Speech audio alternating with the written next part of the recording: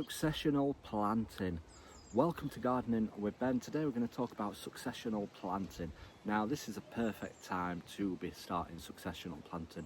If you've started all your plants around March, April time from seed, etc., you will be getting harvests coming soon, like your radishes, your peas, your lettuce. They'll all start producing soon. So what you need to do is start some more off. Start some more seeds off ready for the months ahead. And they can fill in gaps where you've been harvesting your vegetables already. You'll be harvesting your garlics and your winter onions around now, so there'll be spaces to fill in. So there's certain plants that you can start now which will still produce and still get harvests from. So the certain things that you can grow will be like beetroot, spring onions, chard, lettuce, runner beans. There's so many things that you can still start now, and we have done a video on that. If you've not checked out what can be sown in June, go and check that video out and you will be able to find out all the things that you can grow. And keeping things growing throughout the year at intervals will keep getting you harvests throughout the year. So you could start some off now and then start some more off in August, and you'll still be harvesting around October into November before the cold frost weather comes, and you'll be able to get some great vegetables growing. As well as like, you'll be harvesting your potatoes soon. Get some more potatoes in now. They'll take about 20 weeks in the ground, so you can get some more potatoes in now. Obviously not many shops sell seed potatoes around now, but I've grown them from supermarket potatoes. Yes, you can get diseases easily, but I've had fantastic crops from supermarket potatoes.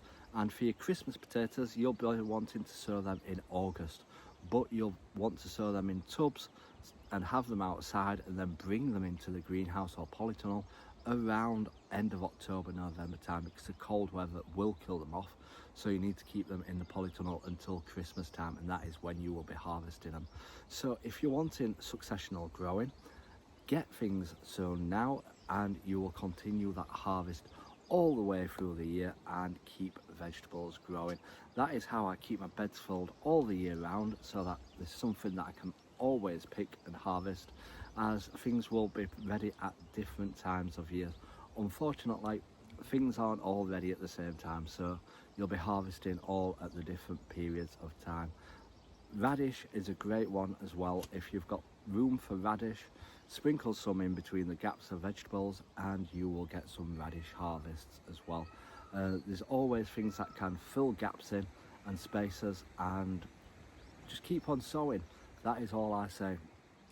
Like spring onions are a good one as well, and obviously lettuce, you don't want them all to be ready at the same time, because they all end up tending to be ready at the same time and they'll all bolt at the same time if you don't pick them in time. So lettuce every few weeks and you will get harvests all the way through the year. And you can always do with lettuce in your salads and your sandwiches. It's always a good one to have.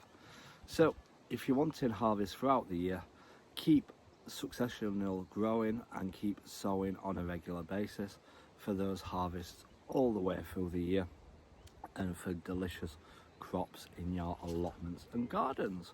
So I hope you've enjoyed that video on successional growing. Make sure you give us a follow to stay up to date with all our videos down here at the allotment. Until next time everyone, remember, keep smiling, keep shining and keep gardening with Ben everyone.